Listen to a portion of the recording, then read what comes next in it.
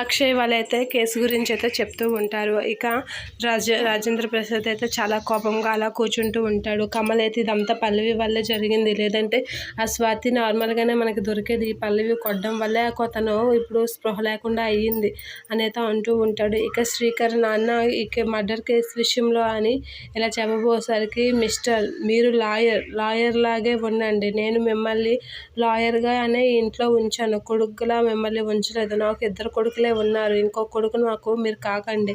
మీరు నన్ను క్లయింట్గానే చూడండి, నేను మిమ్మల్ని అడ్వకేట్గానే చూస్తున్నాను. ఎందుకంటే మీరు నా కొడుకు కేసులో సాయం చేశారు, నా కొడుకు ఇంటికి వచ్చేటట్లుగా చేశారు. అందుకే మీకు విలువిచ్చి ఇంట్లో ఉన్నిస్తున్నాను. ఈ కేసు పని అయిపోయిన తర్వాత మీరెవరో మేమెవరో అంతవరకే ఉండండి. మీరు నాన్న అనే రిలేషన్స్ కలపకండి. మీరు నన్ను క్లయింట్గానే భావించి క్లయింట్కి ఎలా చెప్తారో అలాగే చెప్పండి.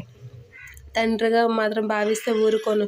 ఇంట్లో వాళ్ళని మీరు ఎలాంటి రిలేషన్స్తో పిలుచుకున్నా నేను మిమ్మల్ని పట్టించుకోను, అడగను. కానీ నన్ను మాత్రం మీరు క్లయింట్గానే పిలండి అనేది అంటూ ఉంటాడు. ఆ మాటలకి అవని వీళ్ళైతే షాక్ అయ్యి అలా చూస్తూ ఉంటారు. ఇక వీళ్ళ గురించి నాకు అనవసరం, వీళ్ళని మీరు వరుసలు పెట్టి పిలుచుకుంటారో ఏం చేసుకుంటారో అనేది నేను పట్టించుకోను. కానీ మీరు మాత్రం నన్ను క్లయింట్గానే పిలండి, అడ్వకేట్గానే నేను మిమ్మల్ని చూస్తున్నాను అని అంటే, ఆ మాటలకి శ్రీకర్ అయితే షాక్ అయ్యి ఏం చేయలేక, సార్ మర్డర్ కేసు అయితే అక్షయ్ అనే మీద తప్పు లేదు, ఇప్పుడు ఈ టీజింగ్ కేసు ఉంది, తన్ని ప్రేమించి మోసం చేసిన కేసు మీదే మనం ఇప్పుడు వాదించాలి. మర్డర్ కేసు నుంచి అయితే తప్పించుకోవచ్చు, దానికైతే శిక్ష పడదు, కానీ ఈ కేసుకైతే శిక్ష పడుతుంది.